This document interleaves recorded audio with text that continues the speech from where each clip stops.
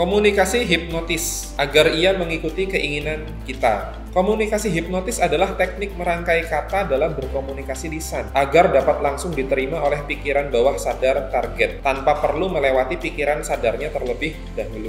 Caranya dengan meminimalkan fungsi filter pikiran sadar. Fungsi filter ini harus sengaja kita ganggu, harus sengaja kita bikin sibuk, harus sengaja kita bikin lengah, dan harus sengaja kita bikin bingung. Semua ini kita lakukan agar pikiran sadar nggak sempat melakukan pemfilteran informasi dan instruksi yang kita berikan kepada si target. Tanpa adanya filter pikiran sadar, informasi dan instruksi kita pada orang itu bisa masuk sepenuhnya, lebih banyak, lebih lengkap, dan lebih akurat daripada harus melalui filter pikiran sadarnya lebih dulu. Hal ini bisa terjadi karena informasi dan instruksi kita langsung diterima, di ACC oleh pikiran bawah sadarnya. Pikiran bawah sadar jarang menolak. Sebelum pembahasan ini kita lanjut, ada baiknya kita pelajari wawasan tentang pikiran lebih dulu. Pikiran itu ada 4 macam. 1 pikiran sadar, 2 pikiran bawah sadar, 3 pikiran tidak sadar, dan 4 pikiran lintas sadar. Pikiran sadar adalah pikiran yang kita kendalikan. Butuh tenaga besar untuk mengendalikannya. Berpikir sadar sama halnya dengan olahraga fisik. Lama-lama bisa capek. Pikiran bawah sadar adalah pikiran yang diri kita lainnya yang kendalikan. Pikiran tidak sadar adalah pikiran yang tubuh kita kendalikan secara otomatis untuk mengatur seluruh kerja metabolisme tubuh. Pikiran lintas sadar adalah pikiran orang lain yang mempengaruhi pikiran kita, baik secara sadar ataupun bawah sadar, melalui komunikasi subjektif satu arah, serta melalui perantara doa. Pada video kali ini, kita akan berfokus membahas pikiran sadar dan pikiran bawah sadar, serta bagaimana menerapkan komunikasi hipnotis ke target yang kita tuju. Hanya 12% pikiran sadar yang mempengaruhi hidup kita. 88% sisanya adalah perpaduan pikiran bawah sadar, tidak sadar, dan lintas sadar. Untuk lebih mempermudah pemahaman, kita gunakan contoh naik sepeda. Sewaktu kita kecil, kebanyakan dari kita belajar naik sepeda. Apakah mudah? Tidak. Betapa sulitnya belajar naik sepeda itu. Bila tekad kita lemah, kita cengeng, kita akan gagal. Namun bila antusiasme kita tinggi, sehingga melahirkan tekad yang kuat, walau harus jatuh berkali-kali dan lecet, sakit, berdarah, dengkulnya, pada akhirnya kita akan berhasil. Apa yang terjadi setelah berhasil? Walau sudah bertahun-tahun kita tidak sepedaan lagi, kita masih tetap bisa bersepeda dengan lancar. Kita tak perlu mikir gimana caranya goes sepeda dan menyeimbangkan badan. Kenapa bisa begitu? Karena pikiran bawah sadar yang bekerja. Enak, gak capek mikir, cuma capek goes aja. Kita dengan mudahnya naik sepeda karena pikiran bawah sadar yang mengendalikan. Sebaliknya, apapun yang kita lakukan, kita akan merasa sulit jika pikiran sadar yang masih mengendalikannya sekarang. Pikiran sadar itu membutuhkan konsentrasi tinggi sehingga melelahkan. Akibatnya, apapun yang memaksa diri kita untuk menggunakan pikiran sadar, jiwa malas kita akan langsung ancang-ancang melakukan penolakan. Tak heran, hanya sedikit orang kaya, hanya sedikit orang pintar. Kebanyakan orang itu bodoh, malas, dan miskin.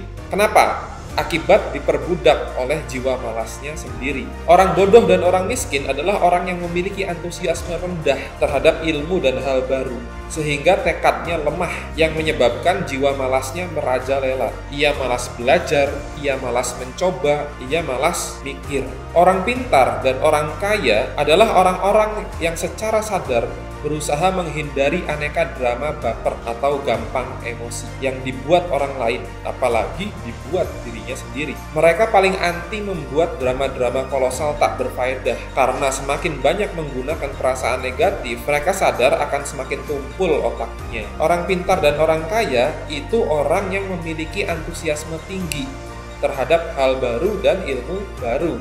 Mereka haus untuk bereksplorasi di dunia asing antah berantah, sehingga hidup penuh kewaspadaan, namun tidak takut. Adrenalinnya berdebar karena petualangannya. Mereka bersedia sakit di muka, mumet di awal untuk bisa melampaui batas dirinya yang sekarang. Mereka bertekad kuat untuk menjadi pribadi baru yang lebih skillful tiap harinya. Mereka menuntut dirinya sendiri sangat keras tanpa tendeng aling-aling. Kembali lagi kita bahas tentang pikiran bawah sadar. Pikiran bawah sadar berperan besar terhadap penggunaan aneka keterampilan soft skill maupun hard skill dalam diri kita, yang basically sudah selesai kita kuasai. Pikiran bawah sadar membantu kita menghemat energi pikiran sadar dalam mengerjakan suatu hal yang sudah kita kuasai, termasuk nyetir mobil, termasuk berenang, termasuk memasak, termasuk aneka pekerjaan teknis di kantor. Semakin banyak upaya konkret kita mengisi pikiran bawah sadar dengan aneka ilmu dan keterampilan, semakin banyak skill otomatis yang kita miliki dan sewaktu-waktu dapat kita gunakan dengan mudahnya. Semua ini dimulai dari informasi. Semakin banyak kita mengisi pikiran bawah sadar dengan aneka informasi, dengan seminimal mungkin filter, semakin banyak pula kita memiliki wawasan, kecerdasan, keterampilan, dan kebijaksanaan. Mempengaruhi seseorang jauh lebih mudah kalau langsung nembak ke bawah sadarnya. Bila kita ingin mempengaruhi si C untuk melakukan sesuatu, masukkanlah informasi itu langsung ke bawah sadarnya. Bila berhasil, pengaruh kita akan lebih mudah dilakukannya ketimbang harus masuk dulu ke alam sadarnya yang syarat akan filterisasi. Seperti informasi itu akan dikritisi, dicerna, ditolak, dinilai, dievaluasi, dibandingkan, dipertimbangkan, diremehkan, dicurigai, dikhawatirkan, dipertanyakan, dan lain-lain. Ketika kita memberi penjelasan atau instruksi yang langsung masuk ke bawah sadar pegawai, besar kemungkinan instruksi itu akan langsung dilaksanakannya. Enak toh kalau semua pegawai kita bersikap seperti ini. Bagaimana caranya? Gunakanlah pola komunikasi hipnotis. Pola komunikasi hipnotis dapat membuat pegawai tetap sadar, tapi kalimat-kalimat yang kita sampaikan mampu langsung masuk ke bawah sadarnya, sekaligus mengganggu atau menyibukkan bagian sadarnya. Akibatnya, filter pikiran sadar menjadi minimal, dan aksi kerja pegawai sesuai kehendak kita menjadi maksimal. Terdapat 4 pola komunikasi hipnotis yang dapat kita gunakan. 1. Menyudahkan yang belum. 2. Metafora. 3. Paralelisme. 4. Simbolisasi kinestetik. Mari kita bahas satu persatu. 1. Komunikasi hipnotis menyudahi yang belum. Bicaralah seakan-akan kesepakatan sudah terjadi. Bicarakan langkah selanjutnya. Bicara melompat, harusnya tahap 1 dulu baru lanjut tahap 2, tapi ini malah langsung ke tahap 2, alias tahap 1-nya sengaja dilewati. Contoh, 1. Penandatanganan kontrak kerja mau hari ini sekalian, atau mau besok hari pertama Anda masuk kerja. Padahal kandidat itu belum menyatakan deal gaji dan setuju bekerja dengan kita. 2. Kita mau nikah tahun ini atau awal tahun depan ya? Padahal nembak dan ngelamar aja belum. Contoh ketiga, nak, mandinya mau sama bapak atau sama ibu? Padahal anak itu belum menyatakan setuju kalau mau mandi sekarang. 4. Oke Bu Lisa, kulkas ini mau dibawa sendiri atau mau saya antar ke rumah barangnya? Padahal belum deal juga Ibu Lisa itu mau memutuskan beli kulkas yang ini. Ketika ada pilihan, biasanya kita merasa senang. Kita akan memilih opsi yang paling menyenangkan buat kita. Ya diantar dong, masa kulkas sebesar ini saya harus bawa sendiri? Baik Bu Lisa, alamatnya silahkan tulis di sini dan tanda tangan di sini. Nah, padahal tadi belum deal loh ya, belum cocok dengan harganya. Tetapi ketika Ibu Lisa kita beri pilihan mau diantar atau dibawa sendiri, seolah-olah pikiran Ibu Lisa sudah beli, sudah setuju, sudah deal. Inilah yang dimaksud dengan menyudahi yang belum. Otak pikiran sadar Ibu Lisa bingung ketika diberi pilihan yang menyenangkan. Otak sadar Ibu Lisa sibuk memilih yang menyenangkan tadi, kulkas diantar ke rumah, dan menganggap seolah-olah yang tadinya belum deal harga menjadi sudah. Tahap 1 yang terlompat karena hipnotis. Nanti kalau sudah bayar di kasir atau Ibu Lisa pulang dan barangnya udah sampai di rumah, otak sadar Ibu Lisa yang lengah karena sibuk milih tadi baru akan bertanya pada dirinya sendiri untuk meminta kepastian si pemilik tubuh. Tadi saya udah deal harga belum ya? Kok tiba-tiba barang udah nyampe? Umumnya ego Ibu Lisa menjawab karena tidak ingin disalahkan oleh dirinya sendiri. Udah bayar belum ya? Kok udah nyampe? Kayaknya udah deh. Saya agak lupa. Ya nggak apa-apa lah. Toh barangnya udah datang, bagus juga kulkasnya. Inilah cara kita memanipulasi cara kerja otak pikiran sadar dengan pola komunikasi hipnotis menyudahkan yang belum. Jangan terlalu idealis menginginkan penerimaan penuh dari orang lain secara alamiah tanpa rekayasa, karena itu akan sangat sulit, bahkan cenderung tidak mungkin. Kenapa penerimaan penuh tidak mungkin? Karena kepentingan, kesenangan, tujuan, harapan, kebutuhan, dan prioritas kita berbeda. Setiap orang akan mengepentingkan prioritas, kebutuhan, dan keinginannya masing-masing. Maka yang patut menjadi pegangan adalah bagaimana caranya kita mempengaruhi orang tanpa berbohong. Halal haram transaksi ada di akadnya. Saat melakukan akad jual beli atau akad kerjasama, apabila kedua belah pihak sama-sama ridho, maka itu sah.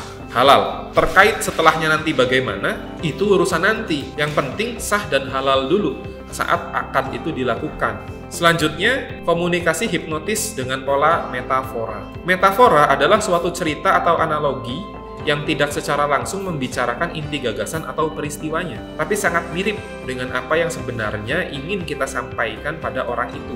Contoh, sebenarnya saya ingin ngomong ke karyawan baru, kalau kamu kerja di sini, kamu perlu ngekos dekat sini aja, biar datangnya bisa on time terus. Tapi saya mau ngomong gitu ke bawahan, saya merasa nggak enak. Jadi cara saya menyampaikannya menggunakan metafora. Kamu tahu nggak, kalau perusahaan-perusahaan di sekitar sini tuh biasanya karyawan-karyawan barunya cari kosnya di dekat-dekat sini. Kita cerita tentang orang lain, tentang hal lain, tapi inti pesan itu sebenarnya ditujukan pada bawahan kita. Supaya dia juga punya pikiran yang sama, yakni pindah kosan dekat kantor. Anak kecil senang dan seharusnya sering diberi dongeng tentang hewan, cerita legenda, dan kisah para nabi oleh orang tuanya. Selain sebagai hiburan, penyalur kasih sayang, dan mempererat hubungan, kegiatan ini sangat berguna untuk mengajarkan dan mendoktrin positif anak kita agar memiliki pola pikir, pola perilaku, dan pola sikap sebagaimana tokoh dalam cerita tersebut. Dengan menggunakan dongeng, metafora, ajaran dan doktrin ini bisa langsung diterima oleh alam bawah sadar tanpa perlu melalui filter otak sadarnya. Lain halnya bila kita langsung menyuruh si anak, kamu harus nurut ya sama bapak. Nah, kalau anak kecil langsung dibeginikan tanpa ada metafora sebelumnya, akan ada dua kemungkinan. Satu, dia bingung maksud dari nurut itu apa, dia nggak ngerti. Dua, dia ngelawan karena filter otak sadarnya sudah aktif. Bila otak sadar merasa terancam, menurut penilaian realitas internalnya, bukan realitas eksternal yang sesungguhnya, otomatis otak sadar anak itu akan pasang kuda-kuda untuk proses filter informasi. Tapi kalau sebelum kita perintah anak itu kita kasih cerita lebih dulu, seperti tentang bawang merah bawang putih, tentang kura-kura dan kelinci, tentang si kancil, yang intinya kalau orang baik, orang nurut, dan orang rajin itu hidupnya akan bahagia, diberkahi Allah. Setelah itu, baru kita berikan afirmasi, maka pesan dalam cerita dan perintah afirmasi yang kita berikan padanya akan lebih berhasil untuk masuk ke otak bawah sadarnya. Dia akan melaksanakan perintah kita tanpa rasa berat, terpaksa, atau malas di kehidupannya. Dia akan melaksanakan perintah kita dengan enteng karena sudah menjadi bagian dari dirinya. Fabel, komik, dongeng, atau kartun termasuk komunikasi hipnotis dengan pola metafor. Metafor ini sangat peka dan sangat mudah untuk digunakan. Kenapa? Karena ada kecenderungan seseorang ketika ada suatu kalimat, suatu perintah, suatu penjelasan ditujukan langsung padanya, otak siaganya langsung pasang kuda-kuda, siap menolak. Bahkan belum juga diomongin, udah nolak duluan. Walaupun nanti sebenarnya isinya itu baik buat dia, menguntungkan banget buat dia, tapi konyolnya dia udah nolak duluan.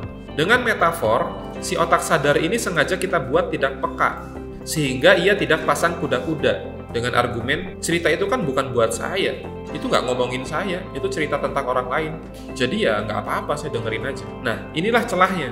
Begitu kalimat-kalimat kita sudah lengkap terdengar olehnya, dengan mudah masuk ke pikiran bawah sadarnya, baru dia akan berpikir, oh ya baik juga ya, saya bisa jalankan ini, saya coba deh. Akhirnya apa yang terjadi? Dia mulai merubah sikapnya, pola pikirnya, tindakannya sesuai dengan apa yang kita inginkan. Keunggulan metafor adalah bisa memaksa pendengarnya untuk mau mendengarkan secara utuh tanpa mengaktifkan filternya, karena merasa bahwa itu adalah cerita, bukan sesuatu yang ditujukan pada dirinya. Pada anak usia tertentu, dia menganggap bahwa nilai-nilai atau norma adalah dirinya. Ini disebut egosentris, yakni apa yang dia pikirkan adalah suatu kebenaran. Apa yang dia pikirkan, itulah yang harus diikuti semua orang. Di saat posisi itu, bila kita mengatakan secara langsung direktif menyuruh dia, itu akan membuat berbenturan, membuat dia tidak akan mendengarkan atau merasa kita melakukan pemaksaan, dan dinilai diktator terhadapnya. Di sisi lain, kalau kita membuat semacam metafor, itu akan membuat dia membuka penerimaan untuk mendengarkan. Setelah didengarkan tuntas, baru kita memberikan afirmasi penekanan perintahnya. Cerita dulu, kemudian bilang, jadi kalau orang yang baik itu nurut sama orang tua, nurut sama guru, pasti hidupnya enak. pasti jadi orang pintar, pasti disayang banyak orang. Afirmasi ini kita berikan belakangan setelah mereka mengikuti atau mendengarkan tuntas cerita metafora dari kita. Orang yang memiliki kematangan emosi dapat kita perintah tanpa perlu metafora. Tapi orang yang emosinya belum matang, berapapun umurnya, akan sulit kita perintah. Tepatnya dia akan mudah menolak perintah. Kematangan mental atau emosi ini yang mempengaruhi bisa tidaknya seseorang diperintah. Harusnya orang usia dewasa sudah matang mentalnya. Tapi ironisnya, masih banyak orang usia dewasa yang mental dan emosinya masih jauh dari kata matang, alias masih mentah. Orang yang egosentris adalah orang yang kehilangan norma umum di masyarakat. Orang yang kurang pendidikan emosi karena tidak punya panutan atau tidak ada yang ngajarin, serta orang yang terlalu dimanja oleh orang tuanya dari umur balita hingga usia nikah. Orang tuanya tidak tega mengatakan secara direktif perintah dan harapan mereka padanya. Padahal umur anak itu sudah besar. Sudah seharusnya anak balik itu diperlakukan direktif. Namun dengan alasan kasih sayang yang berlebihan, ia masih saja diperlakukan seperti balita. Akhirnya apa? Sampai usia nikah, bahkan pasca nikah pun, dia masih egosentris. Apakah egosentris bisa diubah? Bisa. Untuk tingkat rendah, bisa dilakukan dengan konseling. Diajak ngomong dari hati ke hati. Kalau masih nggak mempan, bisa pakai hipnotis beneran. Tapi apakah perlu kita melakukannya kepada pegawai kita? Tergantung. Kita lihat dulu, take and give yang sudah kita dapatkan darinya selama ini apa? Sepadankah atau tidak? Orang bermental matang sudah bisa menyadari saya itu siapa, posisi saya seperti apa, siapa yang berhak memerintah saya, siapa yang harus saya patuhi dan laksanakan perintahnya. Orang bermental matang sudah bisa sadar diri dan menempatkan diri. Tapi kalau orang egosentris, tidak. Ia belum bisa memahami siapa orang yang boleh memerintahnya, siapa orang yang boleh menyuruhnya, siapa orang yang harus ia patuhi sabdanya. Ia masih menganggap kebenaran mutlak adalah apa yang ada di dalam pikirannya sendiri. Dia terjebak di idealismenya sendiri. Baca halusinasinya sendiri. Kasihan orang seperti itu. Metafor sangat berguna untuk mendoktrin orang-orang egosentris. Orang yang belum memiliki mental matang, belum memiliki emosi matang, belum dewasa. Berapapun usianya sekarang. Namun demikian, timing penggunaannya harus tepat. Kapan pakai perintah langsung, direktif, kapan pakai metafor. Jangan selamanya pakai metafor. Jangan selamanya juga pakai perintah langsung. Timingnya harus tepat. Semakin Anda praktekin ilmu ini, semakin Anda paham dan lihai kapan timing yang tepat itu. Pembahasan berikutnya adalah komunikasi hipnotis dengan pola simbolisasi kinestetik. Misalnya, kalau kita menjelaskan tentang sesuatu yang menyenangkan, setiap penjelasan kita selalu diiringi tangan kanan. Sebaliknya, kalau kita menjelaskan yang tidak menyenangkan, setiap penjelasan kita selalu diiringi dengan tangan kiri. Setiap kali kita ngomong yang enak-enak, selalu pakai gerakan tangan kanan. Setiap kali kita ngomong sesuatu yang nggak enak, selalu pakai gerakan-gerakan tangan kiri. Berikutnya, saat kita ingin dia mengambil keputusan baik dari penawaran kita atau negosiasi kita, bilang iya, gunakanlah gerakan-gerakan tangan kanan. Sehingga pikiran bawah sadarnya itu menilai kalau penawaran kita adalah baik untuknya. Baik jika dia setuju dengan penawaran kita. Walaupun pada kenyataannya, apa yang kita katakan, tawarkan, atau perintahkan padanya belum tentu menyenangkan untuknya. Tapi ketika otak bawah sadarnya sudah menangkap pola tangan kanan sebagai suatu tanda yang menyenangkan, akibat dari obrolan-obrolan yang sebelumnya kita bilang, hal-hal menyenangkan dengan gerakan tangan kanan terus, maka pada saat kita menyampaikan pesan yang kritis tadi akan dimaknai otaknya sebagai pesan yang menyenangkan. Gerakan tangan berfungsi untuk membuat bawah sadar yang memperhatikan, sedangkan ucapan-ucapan kita itu untuk membuat pikiran sadar yang memperhatikan. Pikiran sadar memperhatikan ucapan-ucapan kita dan menyaringnya dengan filter logika, apa untungnya buat saya. Di saat yang sama, pikiran bawah sadar hanya memperhatikan pola yang baik, tangan kanan, plus pola buruk, tangan kiri. Kita membuat pikiran sadar sibuk untuk selanjutnya pikiran bawah sadar yang mengambil pilihan untuk mendukung kita berdasarkan gerakan tangan kita. Pola hipnotis ini efektif diterapkan jika lawan bicara berfokus mendengarkan omongan kita dan mengabaikan gerakan tangan kita. Tapi kalau lawan bicara juga ikutan fokus memperhatikan gerak tangan kita, pola hipnotis simbolisasi kinestetik ini malah nggak bakal jalan alias gagal. Pembahasan terakhir, Komunikasi hipnotis dengan pola paralelisme. Kombinasi dua buah kalimat fakta yang kita hubung-hubungkan sehingga terasa logis dan nyambung. Kalimat pertama berisi pujian atau apresiasi. Kalimat kedua berisi outcome yang kita inginkan darinya. Kata penghubung dalam menyambungkan kalimat pertama dan kedua bisa menggunakan: 1. Tak heran jika. 2. Hal itu mengandung arti. 3. Sudah sepantasnya. 4. Logikanya adalah. 5. Secara otomatis. Contoh penerapan: 1. Semangat dan kemauan bekerja Anda di sini sangat baik dan sangat saya hargai. Karena itu mengandung arti bahwa Anda di sini menyumbangkan pemikiran untuk kemajuan perusahaan tanpa terlalu memikirkan imbalan. 2. Anda seorang pekerja keras dan mampu mengambil keputusan tepat. Tak heran jika Anda seorang panutan para pegawai lainnya dalam hal loyalitas dan totalitas untuk perusahaan ini. 3. Saya senang dengan komitmen Anda menyelesaikan aneka pekerjaan di posisi Anda dengan sangat baik. Sudah sepantasnya Anda memegang amanah untuk memimpin teman-teman divisi Anda sekarang. 4. Pencapaian Anda dalam melayani konsumen saya nilai memuaskan. Logikanya adalah Anda memiliki kemampuan yang lebih besar dari sekarang untuk memperbanyak jumlah konsumen yang Anda layani setiap harinya. Contoh 5 terakhir, take home pay Anda yang Anda peroleh bulan lalu paling besar dibanding yang lain. Tandanya prestasi Anda terbaik. Maka secara otomatis Anda akan bersedia jika harus bekerja lebih keras lagi bulan ini untuk melampaui 2 kali target pribadi Anda.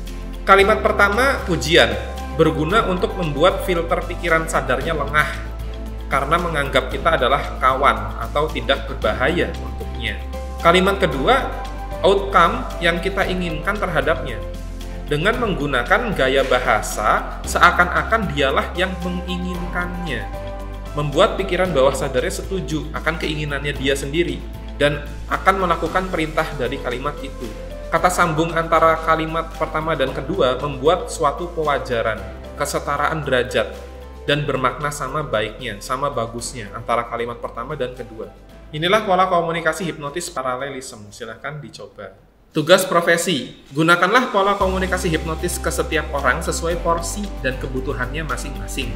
Biasakan diri, terus coba, dan terus asah hingga keterampilan Anda dalam berkomunikasi hipnotis ini ke para bawahan, rekan kerja, dan konsumen Anda menjadi ahli. Luruskan niat saat menggunakannya. Jangan sampai Anda menggunakan untuk hal buruk. Gunakan ini untuk hal baik, untuk niat baik dengan tata cara yang baik.